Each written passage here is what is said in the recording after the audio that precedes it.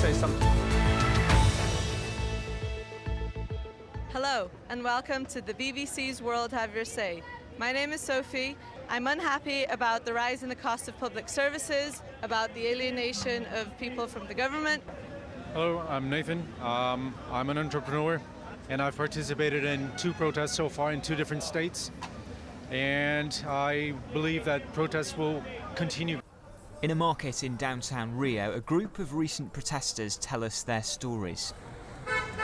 My name is Nicole Freio. I'm a blogger and journalist here in Rio de Janeiro. I took to the streets since the beginning of the protests, and I've been protesting about a myriad of things. It's difficult to say and pinpoint exactly what it is that everyone's angry about, but people are just unhappy about the conditions of life.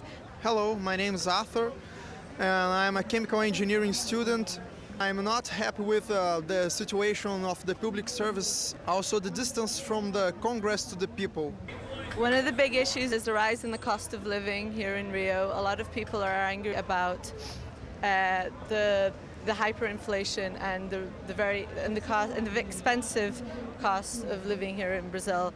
And I think it's important that the government uses this opportunity that the people have been taking to the streets to focus on these important issues and see what's really important, how much people are suffering. One of the issues that people are most angry with is that the politicians are convicted of corruption and nothing happens, even if everybody knows that they have committed obvious crimes. There was a protest about the owner of the bus companies here in Rio, and they were protesting outside Copacabana Palace. And there were reports that the rich people who were in the balcony were throwing notes of 20 reais to provoke them, and then they threw an ashtray into the people. You know, that's obviously an amazing allegory to show, you know, they're in higher ground, they can abuse the people under them. It's just it's an image that you see again and again in Brazil. What's important to highlight as well is that virtually all the cities that had demonstrations that demanded for the reduction of the cost in public transportation, the politicians actually complied with their demands, and all the bus and public transports were reduced to their original price. The initial protest was about 20 cents. It wasn't just the bus fares that made the movement grow. Right before the Confederations Cup began, there was a big demonstration on Thursday in São Paulo, which was repressed quite violently by the police, and people were chanting no violence. That police were reacting with tear gas and rubber bullets. Several people were injured. 2 journalists were shot in the eye with rubber bullets. So this really made people think about the right to demonstrate and made more people want to go out onto the streets. Mostly middle-class educated people who took to the streets. And that means that they felt in their skin the police brutality that happens every day in the favelas. And that's something so important for us to feel and so important for us to know about, because we are not the target of that daily. And the fact that that middle classes were targets of that is also a kind of education, and it's also something else that will fuel people's anger against this kind of authority. This has been a shock to the middle class people that were in the protests, because police acted so rough with everybody and attacked, used tear gas and rubber bullets, and people were shocked to feel this violence. And now it's important to know that this happens every day to the poorest people.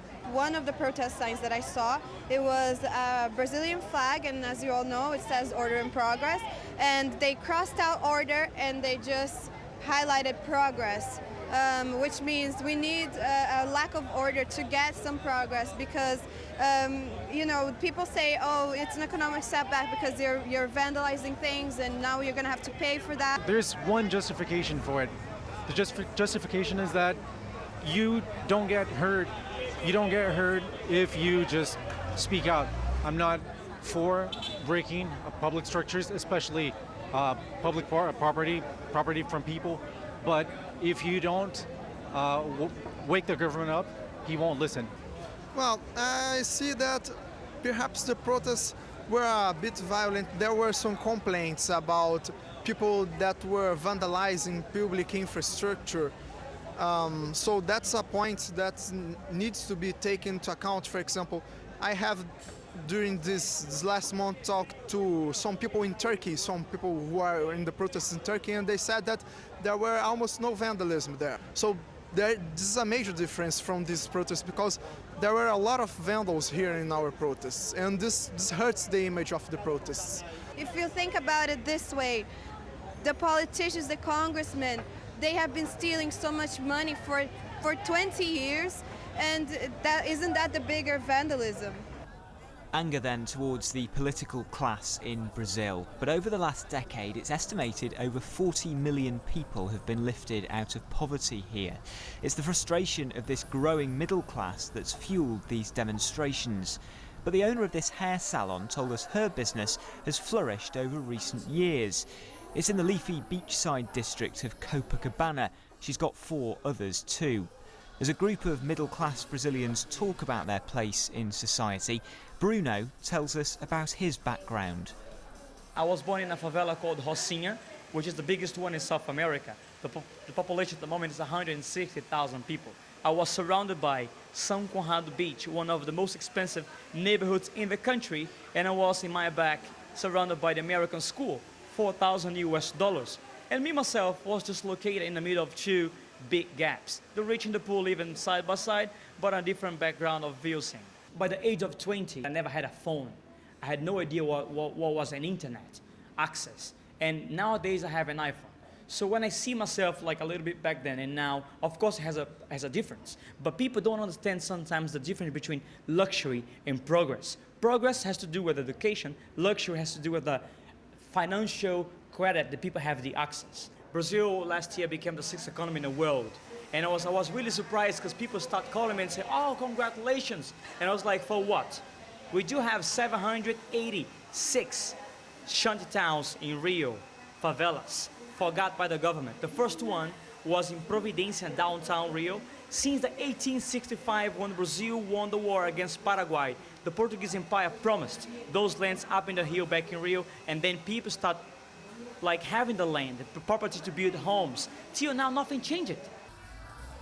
While some Brazilians talk about class, others say that race is one of the biggest factors contributing to inequality in the country. A couple of hours flight north of Rio, in Salvador, 4 out of 5 people are black. The state of Bahia is the centre of Afro-Brazilian culture. Oxalá é Deus dos deuses, Banzo é tristeza e dor. One way the government's tackling inequality is through affirmative action, controversial quotas in federal universities to give more places to black Brazilians. I think that's one of the right approach, not the only one, but that's one of the beginning, and I defend that. Yeah, it's a good approach. It's like Carla said, it's not the only one, but we have to take care because can be also a trap, because can be only a paternalism approach to it, to the question, and the question is more profound, more deep than only give some opportunities to the black people. Hi, this is Justin, and also it's quite difficult to say who's black and who isn't in Brazil. If it's convenient for a so-considered white person to say he's black, he will. There was a case in Brasilia of identical twins. One was accepted as being black and the other wasn't. So who will say, because here in Brazil, you identify yourself as black. That's what counts. And if it's for your benefit, you can say I'm black. I think although we have those problems in affirmative action, we should really keep this policy because proportionally you can get more black people into the university that we never had. For instance, in 2003, we had only 3% of blacks enrolled in college here in Brazil. We are talking about a population who are more than 50%. So it's really a shame for a country to keep that oppression to the black people. So I would say it's important to have affirmative action even in other parts of the society, in the market label, in the media, and so on. All this talk of inequality and frustration takes place in the shadow of next year's Football World Cup. Salvador is one of 12 host cities. The final will take place in Rio. This is the famous Maracanã Stadium, just refurbished, home to all 4 of Rio's celebrated teams. They say the turf is sacred. Near the stadium, the Rio 40 Graus bar, where food comes by the kilo. Picanha beef, chicken hearts and sausages keep the grill man busy. Sou brasileiro, com muito orgulho, com muito amor. They're singing about their pride in Brazil, just like they do at the football.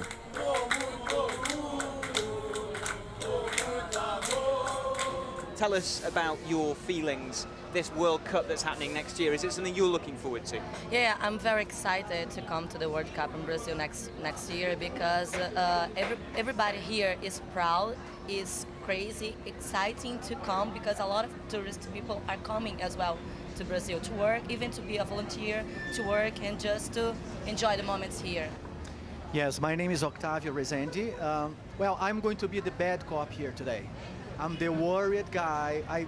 Of course, I support Brazil. I'm a proud Brazilian. I love what's happening here, but I'm worried about everything else. I'm worried about the future of our children. I'm worried about the future of the country. So I would like to listen to my colleagues speaking and tell me things that could make me more optimist.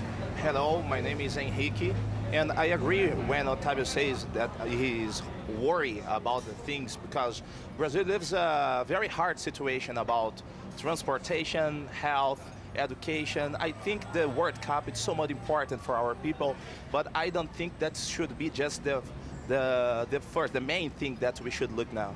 We should have worried about these things 4 years ago. This is not, it's a bit too late to just give up on the World Cup. I am excited about it, but I think that the protests have brought a lot of new concerns to the people, and I don't think that now people are just worried about football, which is something new in our country. You know, there are a lot of youngsters out there saying that they don't want a World Cup, but in my opinion, I think they don't know really what they're talking about. Some of them, you know, if FIFA decided to retire the World Cup from Brazil, I think these people would regret it 5 years from now because, you know, it's a great responsibility. And, you know, if you receive a World Cup and losing that 1 year before would bring terrible consequences for our country. And some people don't know that. Luis, you do believe a lot of people want the World Cup. And I can tell you a lot of them want. Research just made shows that 71% of all Brazilian people, they still want the World Cup. And also, only 5% of the people protesting were protesting against the World Cup. But Brazil is now in a much better position than it was 40 years before. We now have democracy, and that's why people can go on the streets and manifest their beliefs and fight for what they believe it's right. I think it's a shame to spend so much money on building stadiums while hospitals and schools in Brazil are in terrible conditions. It's not like we are against the World Cup per se. We are against what is happening with our people now. Economically speaking, we are now the 6th world economy. We are open for business. The World Cup and the Olympic Games are here because we can afford it. And by the way, we can afford it without any sacrifice because there is no cut whatsoever in other budgets of health, transportation because of the World Cup. The question is, why do we have to build overpriced stadiums when we could be using this money to improve our health system, our school system? That's why we are protesting, but it's not against the World Cup. You know what I mean? We are talking about totally different things. Completely different. We deserve the World Cup. We're the country of football, yes we are. But we're talking about different things. We're talking about transparency. We're talking about corruption. We're talking about dishonesty. We're not talking about costs. Well, Wembley in England, in London, where people are listening to us, costed 3 times more. Well, 3 times more. Sorry, can I just point out that you brought up Wembley, but I just want to point out that like Rio de Janeiro, the tickets for Wembley for football in general in England have risen, and which means that the working class can barely ever go to the games, which is the same thing that's happening here, and that's seriously not fair. Why? Because before, people said, Maracanã é do povo. Maracanã is the people's. It's not anymore.